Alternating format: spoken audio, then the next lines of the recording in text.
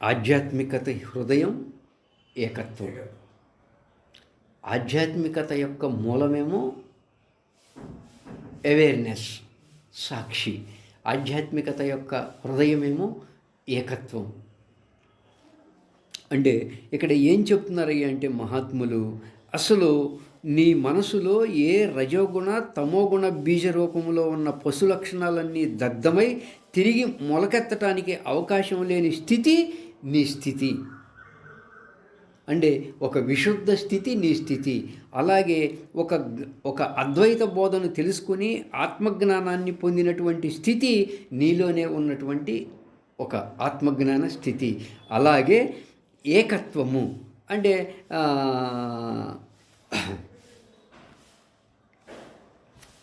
ఏకత్వాన్ని పొందిన స్థితి నీ స్థితి. అంటే ఈ ప్రపంచమంతా ఎంతో భిన్నత్వంగా ఉంటుంది. ఎంత భిన్నత్వంగా ఉంటుందంటే ఏ రెండు కూడా ఒకటిగా ఉండవు. ఏ రెండు పుష్పాలు ఒకటిగా ఉండవు. ఏ రెండు హృదయాలు ఒకటిగా ఉండవు.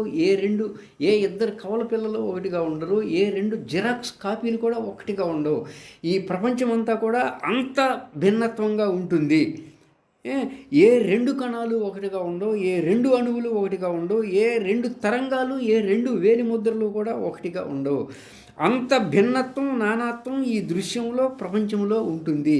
అంత భిన్నత్వంలోని ఏకత్వాన్ని దర్శించడమే ఆధ్యాత్మికతకి హృదయం.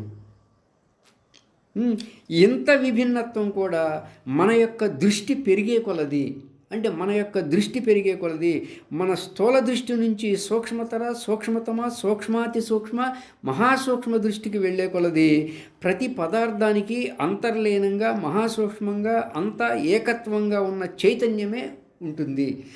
ఏదైనా నీకు రెండుగా అనిపించినప్పుడు ఒక మహాసూక్ష్మ దృష్టితో చూస్తే, మహాసూక్ష్మ దృష్టి అంటే ఇప్పుడు నీకు భిన్నత్వం కనిపిస్తుంది అనుకో, ఆ భిన్నత్వాన్ని 1,00,000 రెట్ల భూతద్దం పెట్టి చూసావంటే అంతా అణువులుగా కనపడుతుంది. ఆ అణువుల నుంచి నువ్వు ఇంకా 1,00,000 రెట్ల, 1,00,000 రెట్ల భూతద్దంతో వెళ్ళావంటే అంతా కణాలు అణువులుగా కనపడుతుంది. అణువుల నుంచి ఇంకా సూక్ష్మంగా వెళ్ళామంటే అంతా చైతన్యం, శూన్యమే కనపడుతుంది. అంటే అంతా ఏకత్వమే కనపడుతుంది. అంటే నీలో చైతన్యమే అన్ని జీవరాశుల్లో ఉందని, అన్ని జీవరాశుల్లో ఉన్న చైతన్యమే నీలో ఉంది అని తెలుస్తుంది. ఓకేనా?